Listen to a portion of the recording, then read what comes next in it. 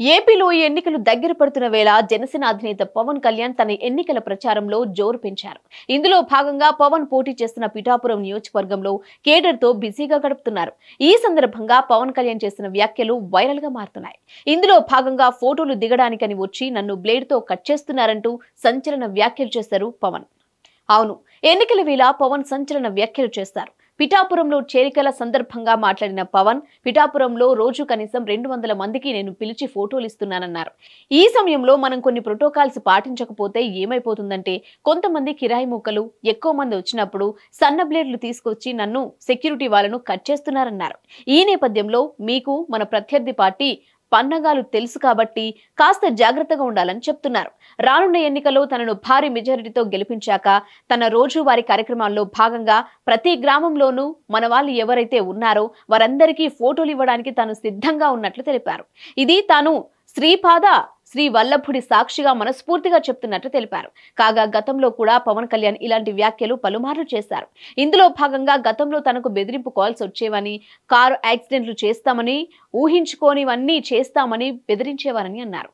దానికి సమాధానంగా మీరేమైనా చేసుకోండి, నేను ఎవరికీ భయపడను, తెగింపు ఉన్నవాడినని తనను బెదిరించిన వారితో చెప్పినట్లు పవన్ తెలిపారు. ఈ సందర్భంగా తన విషయంలో అంతా ప్రోటోకాల్ పాటించాలని, తనకు లైఫ్ థ్రెట్ ఉందని, తనను చంపడానికి సుపారీ ఇచ్చారని, ఒక మనిషి చనిపోయాక ఇవన్నీ బయటకు వస్తాయని, మీకెవరికీ లైఫ్ థ్రెట్ లేదు కానీ నాకుందంటూ పవన్ కార్యకర్తలను ఉద్దేశించి కాకినాడలో మాట్లాడారు.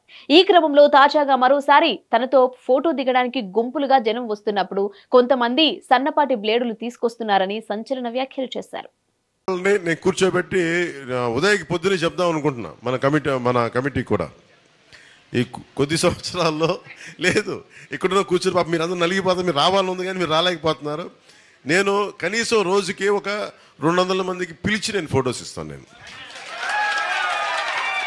కాకపోతే అంటే ఎందుకు మనకేంటి కొన్ని ప్రోటోకాల్స్ పాటించకపోతే ఏమైపోతుంది అంటే చాలామంది కొంతమంది ఈ కిరాయి మూకలు ఏం చేస్తారంటే ఎక్కువ మంది వచ్చినప్పుడు సన్న బ్లేడ్లు తీసుకొచ్చి కట్ చేస్తూ ఉన్నారు సెక్యూరిటీ వాళ్ళని కూడా, నన్ను కూడా.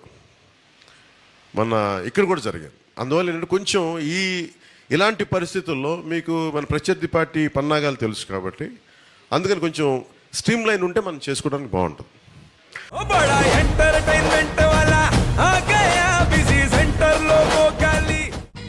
సక్కు సక్కేంద్ర సక్కు సక్కు బాయ్ బాయ్ బాయ్ బాయేంద్ర బాడ్కవ్ బాయ్ బాయ్. గిరాకి వచ్చే టైం ఏంది, కస్టమర్లు వస్తున్నాడు, రేటు కలిపి గురి.